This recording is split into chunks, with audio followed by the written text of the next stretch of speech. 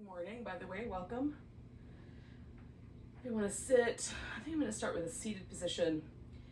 Sometimes I like to start in child's pose or lying down. So if one of those appeals to you more, definitely take whichever one of those it is. I'll just take a couple moments to drop in.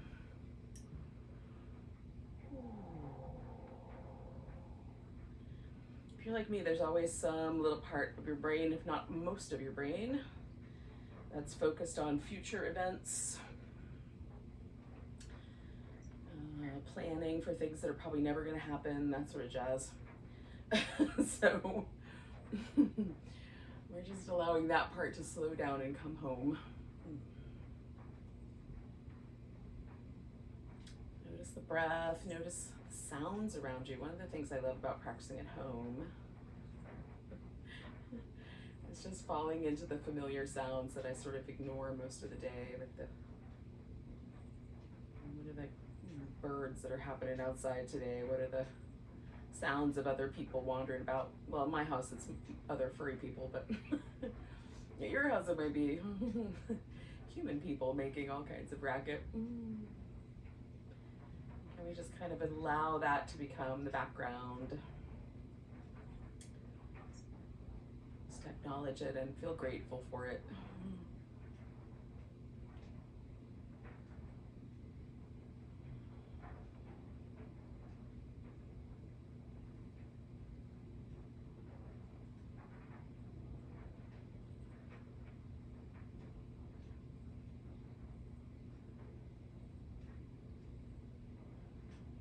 Come home to the breath.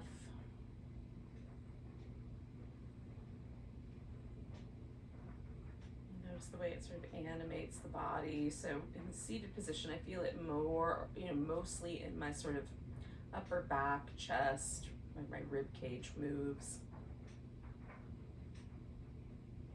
Lying down, it's different. If I'm in child's pose, it's a story all about my back. For today, where is the breath sort of interplaying? Are there any places that are resistant to the movement of the breath?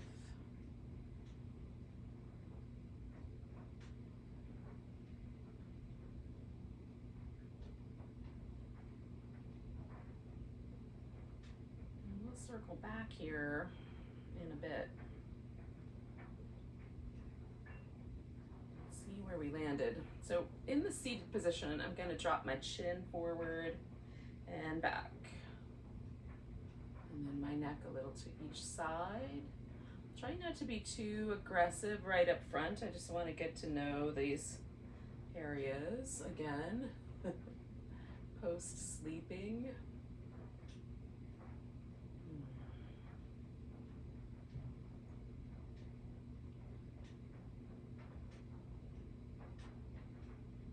I'm going to integrate my shoulder into all of this movement.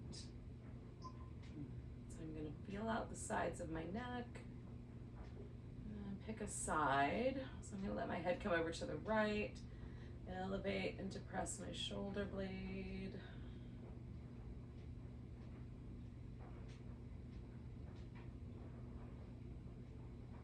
Drop my head forward, rotate my shoulder and rotate it back.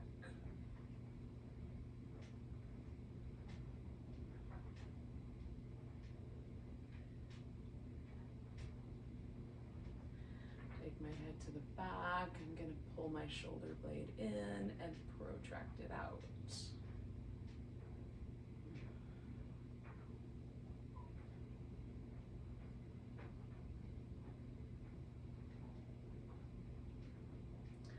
Going back to the center, give that arm a little shake. I'm going to go back to just a little forward and back.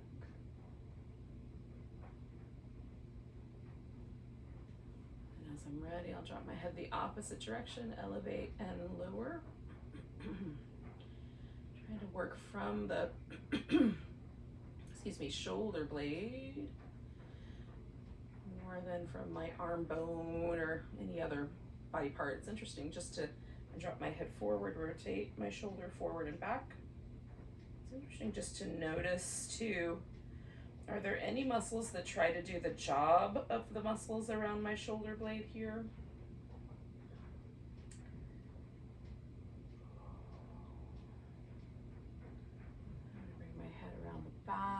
slide my shoulder blade in and out.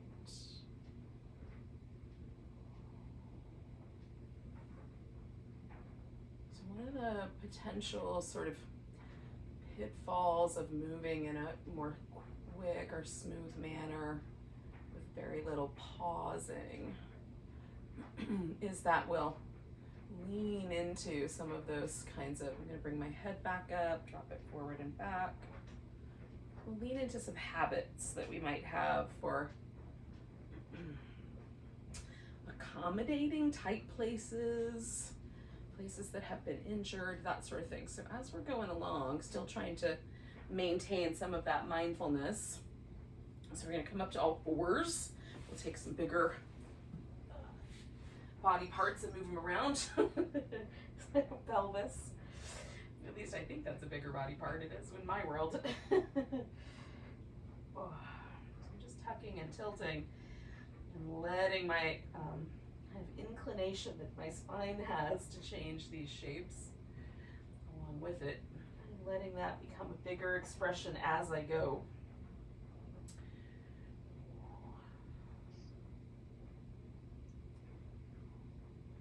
Again, trying to tune in, like, is it the same on both sides, the right side and the left side of my torso? Is there any spot that feels like it moves in a different rhythm with any other spot?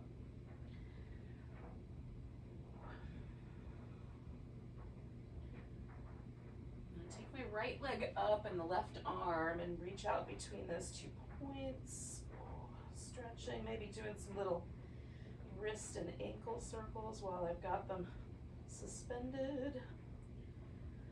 And then bringing that leg forward.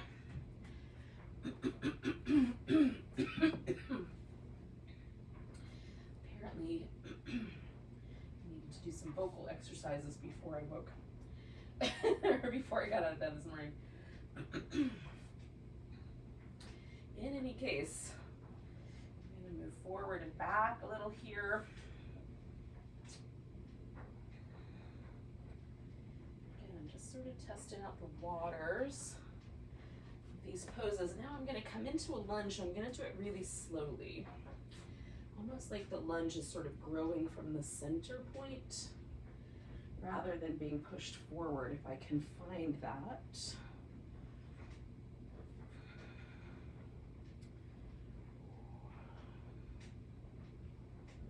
I'm still like taking away some of the pressure and getting a little bit more of that kind of feeling of growing upward from the center. And feeling myself sort of find that bowl of the pelvis kind of stretch sensation that pulls through the whole sort of half wing over here.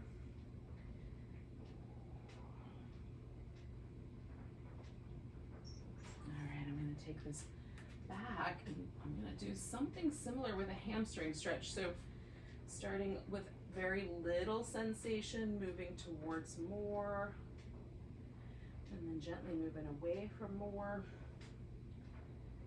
Kind of attuning myself to what the back of my leg is willing to tell me this morning. For me, it's not always hamstrings that are the issue. I don't know if issue is the right word, but not always the place I feel resistance. Sometimes it's the back of my knee, sometimes it's my calf muscles. So as I explore moving my foot forward and back, I get a little more attuned to that. So I'm going to do that a couple more times.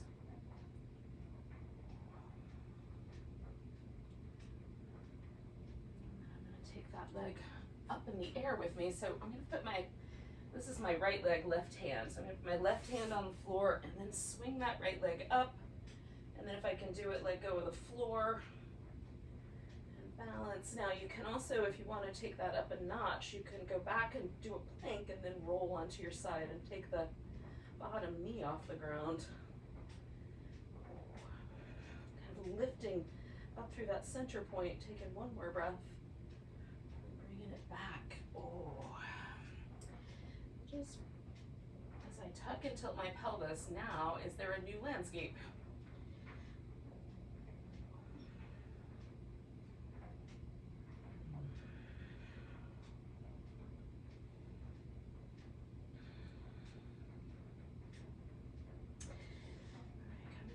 a sort of center point, taking the opposite leg and arm off the floor. Again, while I'm here, I'm going to circle my wrist and ankle.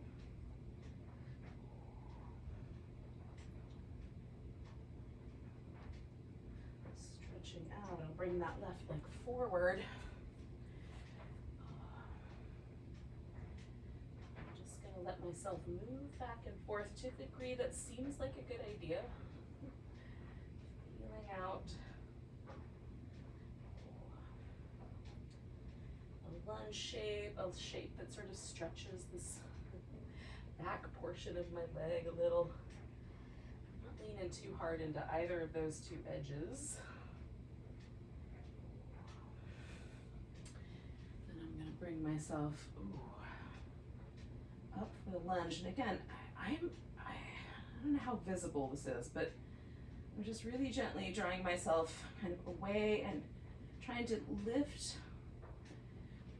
I'm trying not to stiffen up the outer muscles of my body. It's more that I'm trying to sort of give room for my whole spine to unfurl, for internal organs to move away from one another. I'm just trying to move from the center. It's a trick of the mind maybe, but maybe a useful one. And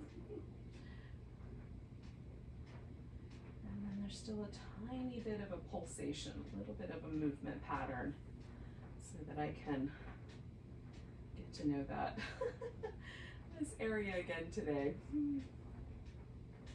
All right, I'm going to take this to that kind of hamstring stretchy, back of the leg stretchy position.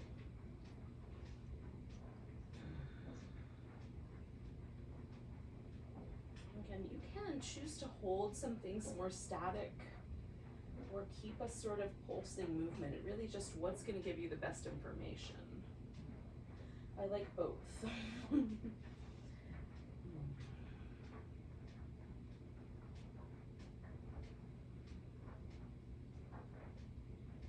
to do one more breath here.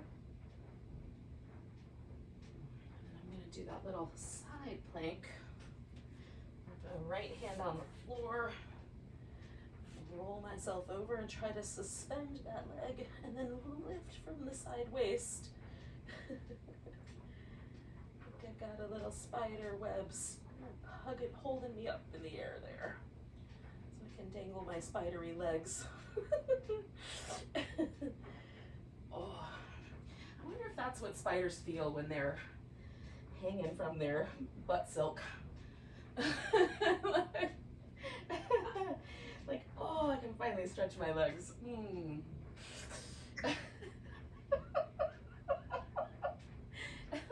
Every now and then non-yogic thoughts enter my brain. Apparently I'm choosing to share them with you today. Oh my goodness. Which then takes me on an entire little journey in my brain on what arachnid yoga would look like.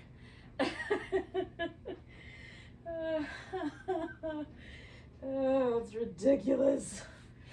All right. We're gonna get to our feet, or I'm gonna get to my feet. Now, sometimes I do that through downward dog. Downward dog is definitely one of my, generally speaking in the past, has always been one of my favorite poses, but these days, it's sort of exacerbating a little bit of a tenderness I have in my Achilles tendon, which is because I have tight calf muscles, so it's a catch-22. But what I'm going to do instead is a squat, because that also stretches out my calves, but a little less intense on that Achilles tendon area. So get my mat a little stickier for later. And then I'm going to journey my way into a squatting pose. And I'll suggest that that's an option for you, or you can do downward dog. Or if there's another method of getting on your feet, you can certainly employ that other method.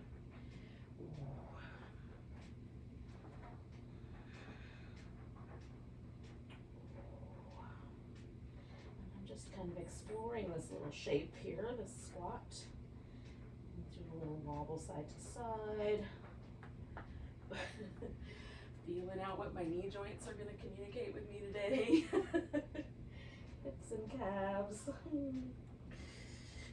I'm going to extend that up into a wide forward bend. Not as wide as I can go, but wide. Downward dog can turn into like a kind of feet, hips distance forward bend, or you can wiggle it out wider. I'm going to lean a little side to side while I'm here. Explore the edges of my inner thighs. And what those muscles want to share with me today. Now, hanging upside down for me is really easy. My hamstrings are not particularly tight. Again, for me, this is where the tightness happens in the back of my leg, right in there. And they are like steel, really. So, because of that, this is a smaller lever, and I don't experience a lot of low back discomfort. But if your hamstrings are really tight, they're gonna pull right here. And then these lower back muscles, of course, are going to be the ones that give way. So choose appropriately how you explore forward bends, especially a standing forward bend, at least in my world.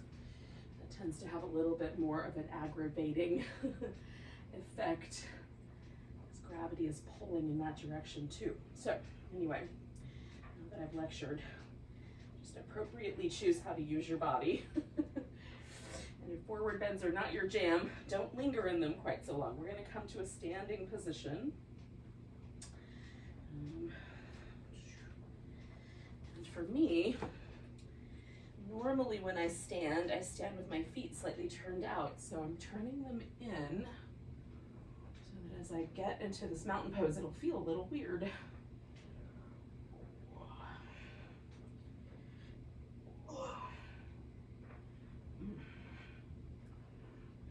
It feels a little weird, I want to memorize that for a second. So I'm going to eliminate any wardrobe malfunctions so that they don't tug my attention. And feel like, am I leaning a little to the outside edge of my feet or the inside? Towards my toes or my heels?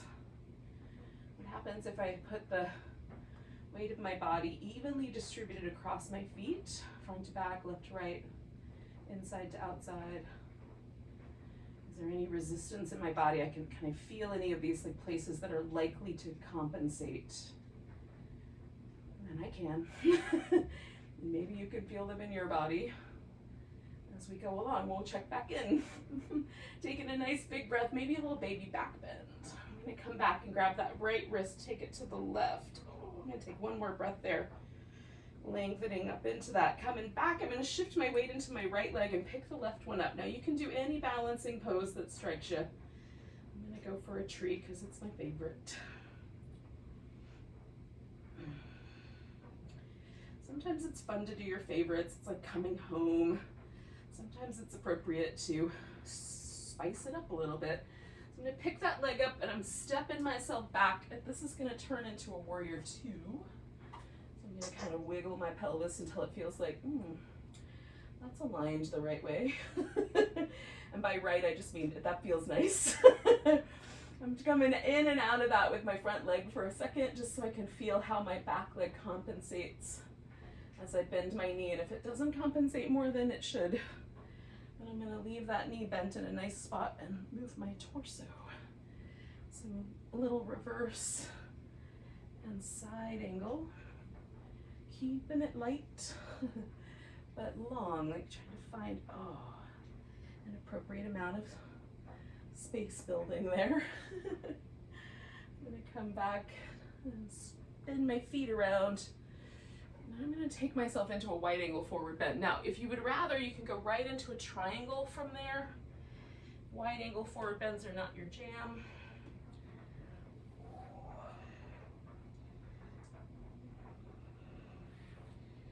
A lot of us have habits of moving in certain ways, and we'll even add those habits to our yoga practice. And one of the habits for a triangle is to approach it from the top.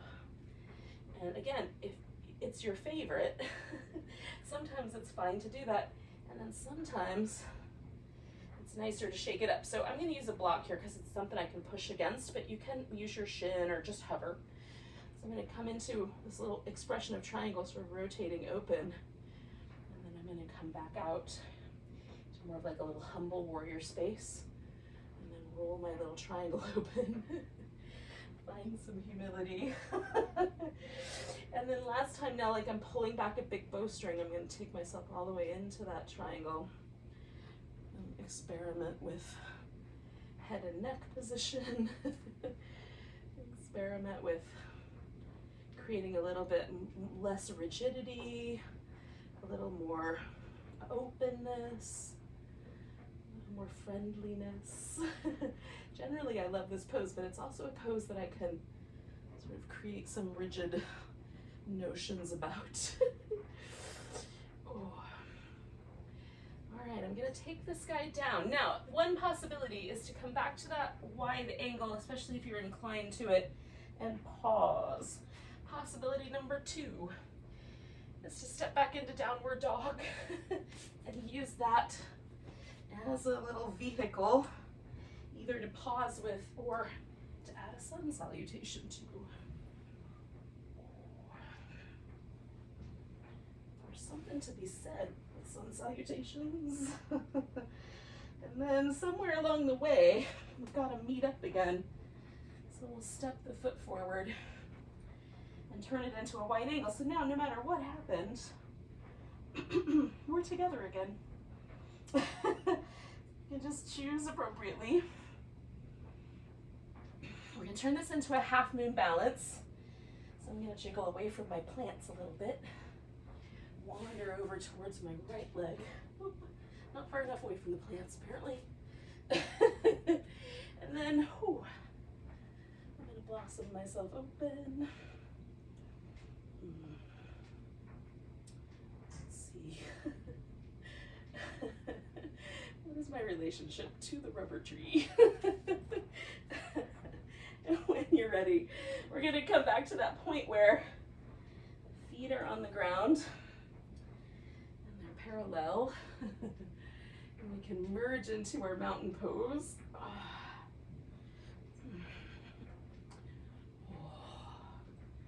Maybe with a little shimmy. And then once you find your mountain pose, again, I'm going to just adjust a little so that there's nothing that's kind of pulling my attention away from the overall sense. What happened? How did I treat my body? Does it feel nice? Let's try the other side. So we'll take a nice big breath. I'm going to grab that left wrist. Let's stretch over. I'm going to take one more breath right there. Coming back, I'm going to take a tree pose. Again, whatever balance appeals to you this morning.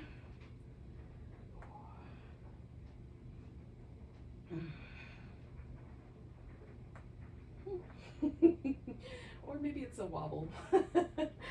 As you're ready, we're going to step ourselves into Warrior 2, kind of exploring it, looking for a happy place. Straightening out and bending that front knee. Just checking in with all the other places.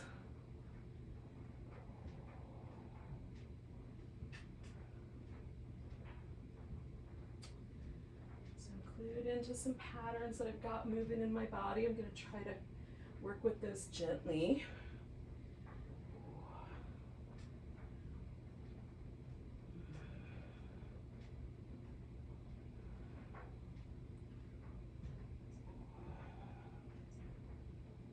Do that one more time.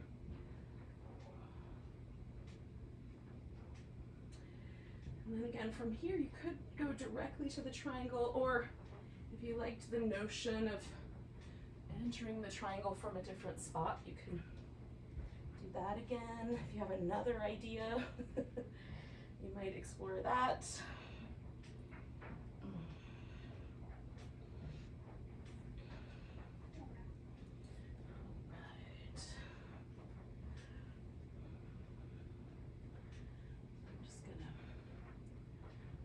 Play with my here. Moving between a kind of humble, bowing warrior and that triangle. And I feel the difference in the way those poses kind of suggest things to my consciousness.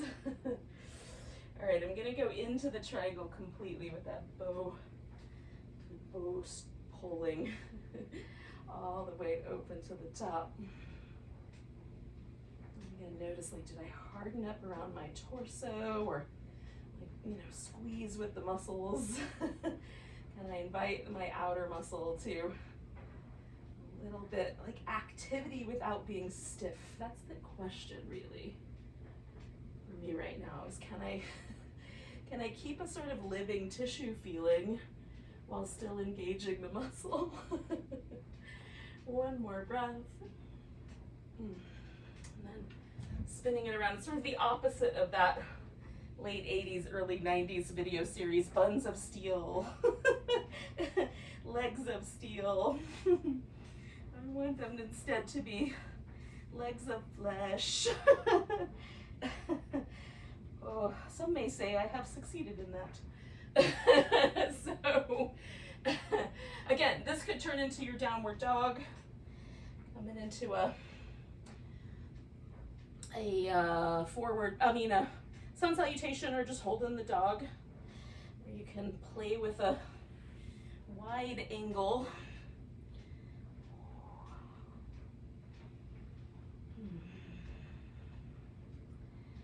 Either way, we're going to catch up with each other.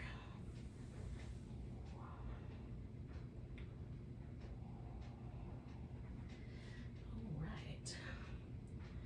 So when you're ready, we're going to meander this into a half moon balance.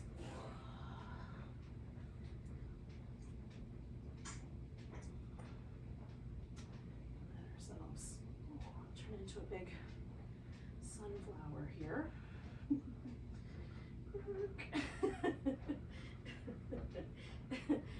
Wobbly maybe, maybe not so wobbly.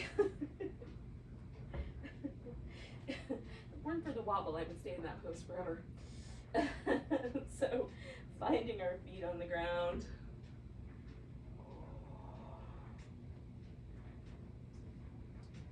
Some attention to the details. And then, when you're ready, finding a mountain pose. And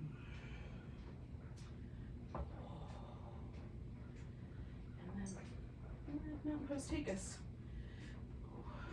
It's something different than it was at the beginning.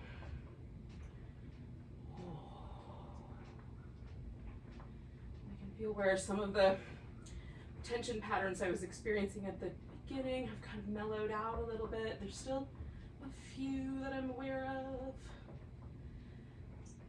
So we're gonna get down onto the ground. I'm gonna do that by, we're gonna get onto the belly. We're into some Cobra. So I'm gonna do that through kind of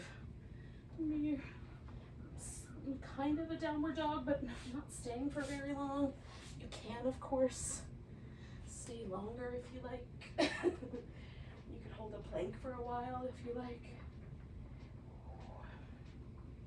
And eventually find our way down. Now,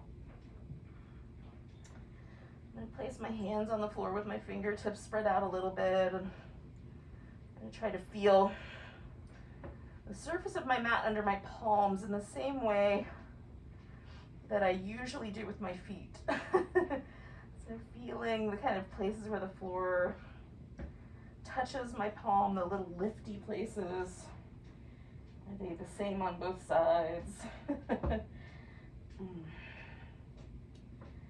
just moving my shoulders around a little bit to sort of give myself more data to explore, and also just it feels nice.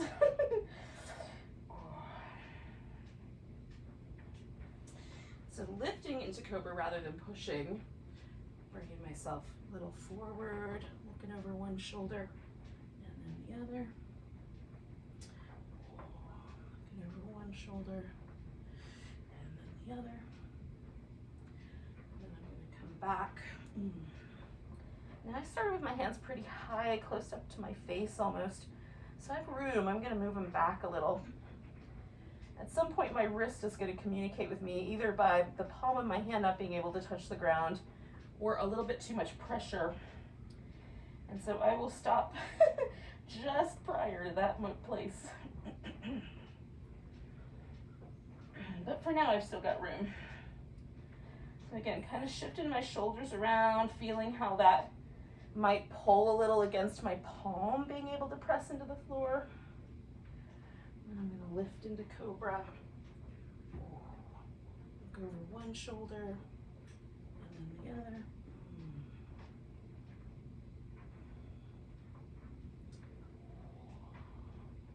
Coming back. Lying down. I'm going to do that one more time. Just sliding back a little bit, seeing if that's an okay spot. Adjusting slightly. Again, kind of moving my shoulders a little bit. Mostly as an opportunity to liquefy the muscles that are often tight in my upper back. And also, it gives me some data about how my hand stays planted on the ground or not. And then I'm going to lift into Cobra. Broaden through my chest, look over one side, broaden, look over the other, broaden. You got the notion. Oh. Coming back to the center. Ooh. I'm gonna take myself back to child's pose eventually. But oh, I might pause along the way for some exploration.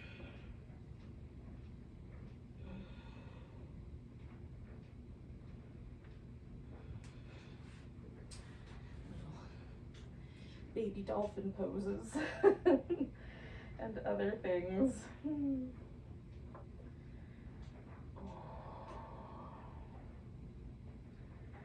Now, some people love child's pose and some people do not. For me, it depends on the day because there's a lot of tension that happens right there at the back of my knee. But for the most part,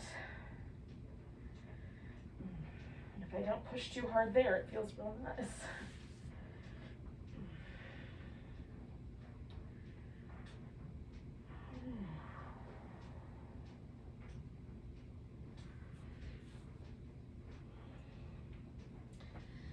Stay longer if that pose is calling your name. I'm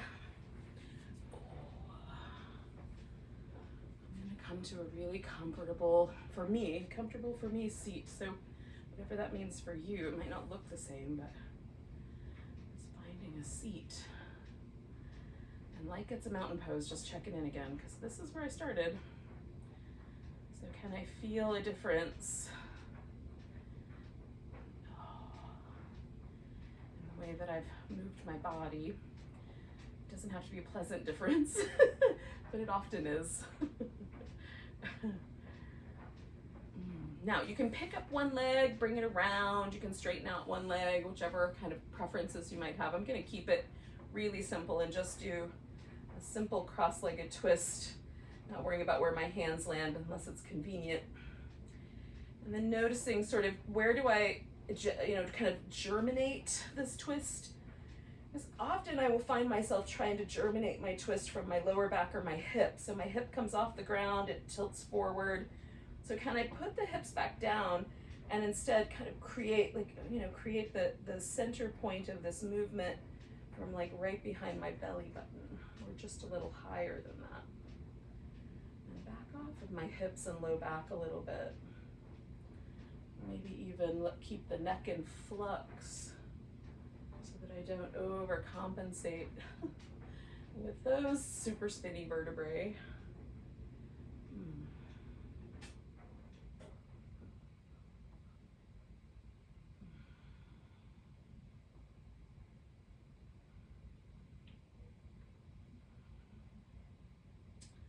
I'm gonna do one more breath. And I'm gonna follow myself out of there with an exhale. Feel how that signature of that twist might still be present. It's kind of interesting to me how quickly our connective tissue will accommodate a setup that we give it. Here, do this. It'll move fluid around. Okay, cool, I'll accommodate that. And then when you let it go, you can feel all of those little places where it accommodated the shape. It's really interesting to me. All right.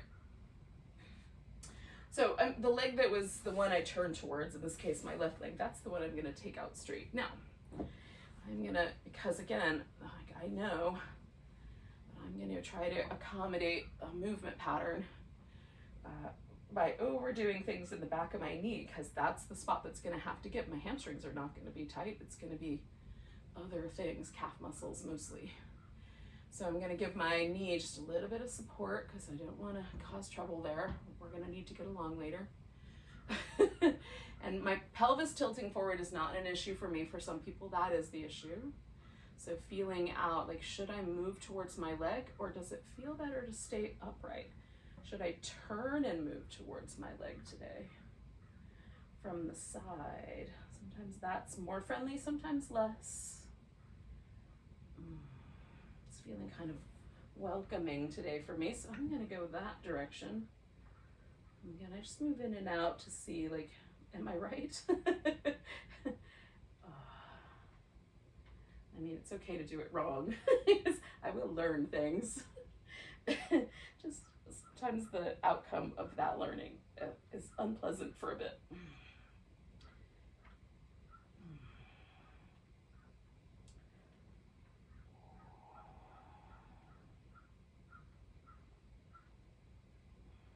So I'm gonna take one more breath here. Let that exhale, let everything soften a bit. And then I'm going to try to let the sort of expansion of my ribs and diaphragm be the thing that draws me out of the pose.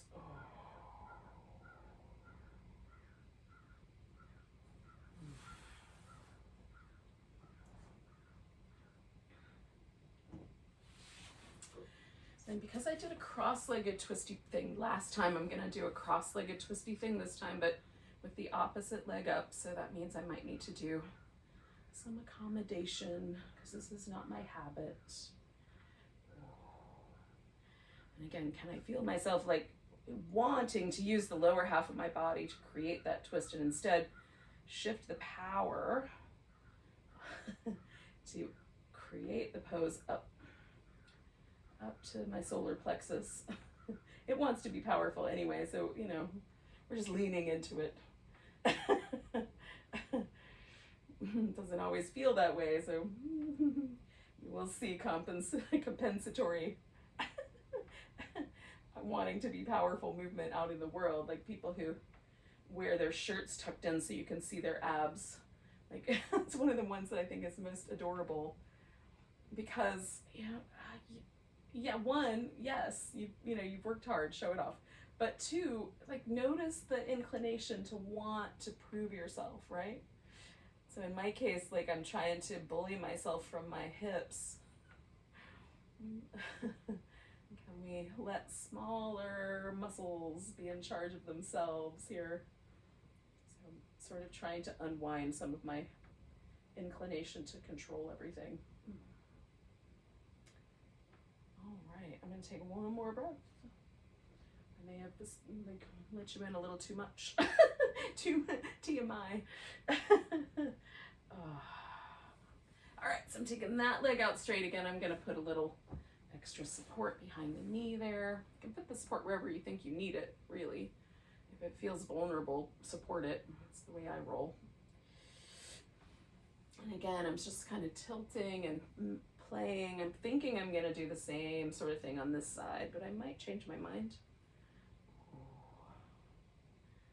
And again, can I approach a shape that I know well without coming into it like I already know what I'm doing?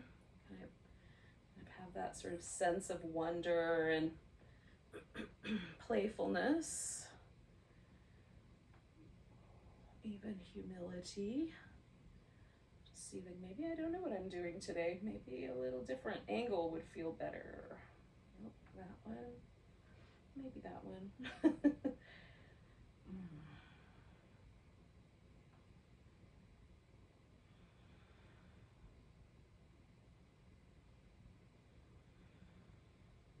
Do about 3 more breaths.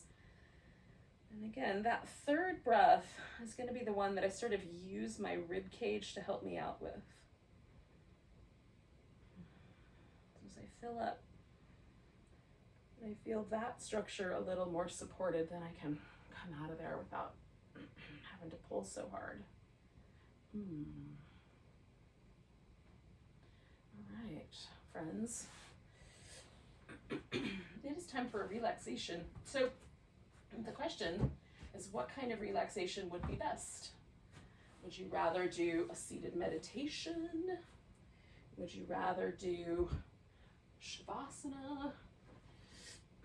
Would you rather do like legs over a couch or an ottoman or whatever? If you're in a bedroom, legs up your bed or up the wall if you've got wall space.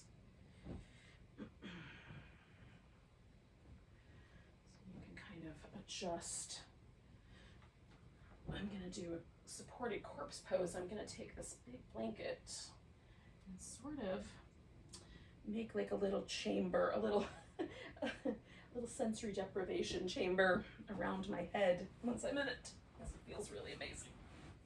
All right, so first things first, laying down is going to feel a little bit like I need some transition space. So the windshield wiper legs works really well for me. Sometimes happy baby or some similar sort of legs drawn in.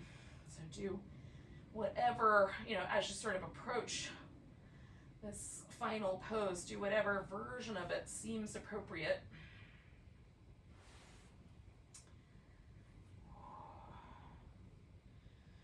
And then this is what I'm going to do. I'm going to kind of pull this little blanket. I'm just going to roll it and kind of tuck it in around my ears, and I'm going to use, it's a heavy blanket, so I don't want all of it over my eyeballs, but I'm going to take one little section of it, kind of cover my eyes so there's a little less light.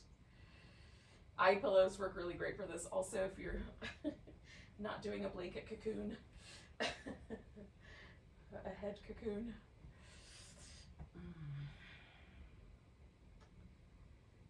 Let myself relax, and this is the main thing with shavasana or any final relaxation is, can we just give in?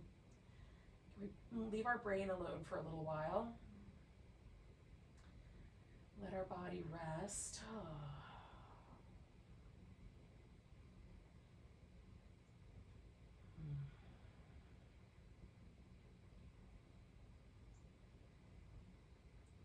Sort of imagine that the kind of thinking part of your brain just eases a seat back and closes its eyes. So align yourself a little more deeply into the mind.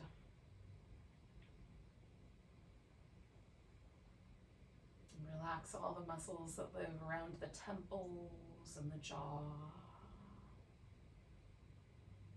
the upper palate and the throat. Let your vocal cords kind of soften away from one another. And let the lips get fluffy.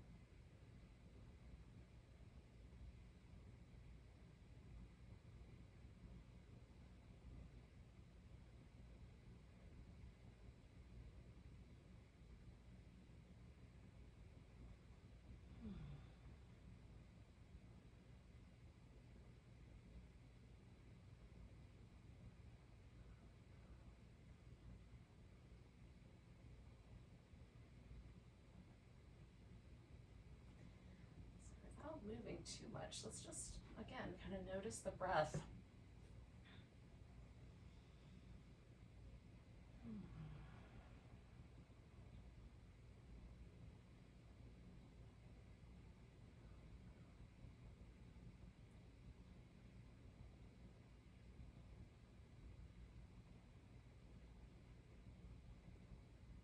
Without trying to control the breath, can we just allow the body to be breathed?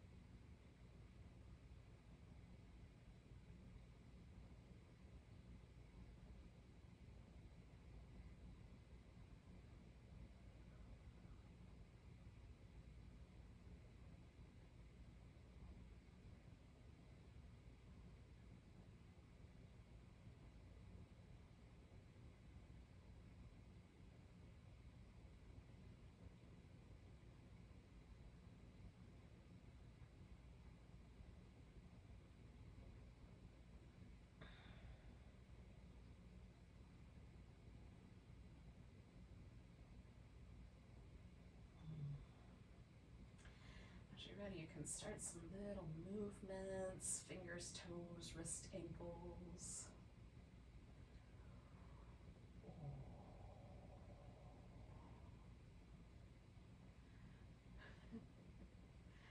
Free myself from my sensory deprivation chamber. My thought cocoon. And eventually we'll come to a seated position. Oh goodness.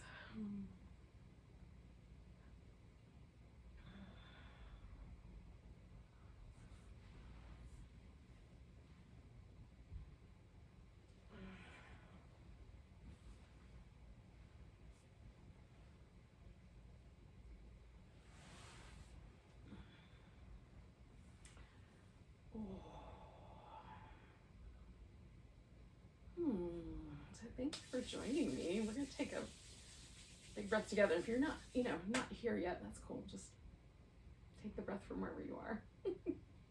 Nice big breath. Big sigh.